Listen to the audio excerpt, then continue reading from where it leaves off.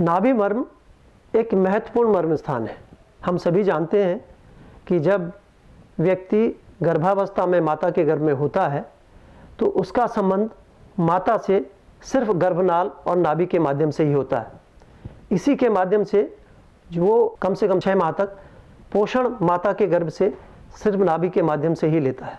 बाद में भी यह अंग बहुत महत्वपूर्ण होता है, क्योंकि हम जानते हैं कि दोनों तरफ की रेक्टाई मसल, इनके बीच में जो रेक्टस शीथ होती है जिसको लिनिया एल्बा कहते हैं, और उसके ऊपर रूडिमेंट्री फेज में जो स्पॉट होता है जिसको हम अम्बलाइकस कहते हैं, इसका सीधा संबंध अंदर सिलोमिक कैविटी से होता है।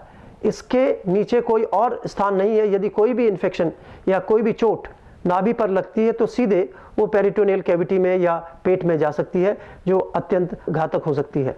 नाभि मर्म सद्य प्राणघातक मर्म है, और इसके नीचे इस जो हम अम्बलाइकल रीजन में इंटेस्टाइन्स होती हैं, और इंटेस्टाइन्स पे यदि कोई आघात होता है तो आंतें कट सकती हैं और या उनमें कोई इन्फेक्शन हो सकता है। इसलिए इसको सद्य प्राणहर मर्म माना गया। नाभि के संदर्भ में यह जानना अत्यंत महत्वपूर्ण है कि भगवान राम और रावण के युद्ध में रावण की नाभि में भगवान राम के द्वारा तीर मारा गया था, जिससे रावण की मृत्यु हुई थी।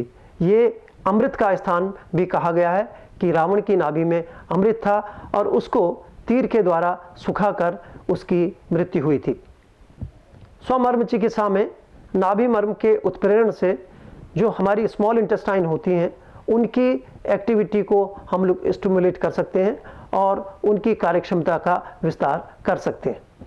सेल्फ मर्मा थेरेपी में नाभि मर्म को स्टिमुलेट करने से जो डाइजेशन के बाद का प्रोसेस है, जिसको हम एब्जॉर्प्शन, प्रोसेस ऑफ एब्जॉर्प्शन कहते हैं, और मेटाबॉलिज्म का प्रोसेस है, वो काफ़ी इंप्रूव होता है। इसलिए सेल्फ मर्मा थेरेपी के माध्यम से इस प्रोसेस को स्टिमुलेट किया जा सकता है। ये जानना अत्यंत महत्वपूर्ण है कि नाभि, वस्ती, ये सभी मर्म जो उदर से और वक्ष से संबंधित होते हैं, सामान्य रूप से खाली पेट किए जाने चाहिए। भरी पेट की अवस्था में इन पर प्रेशर देने से नुकसान होने की संभावना रहती है।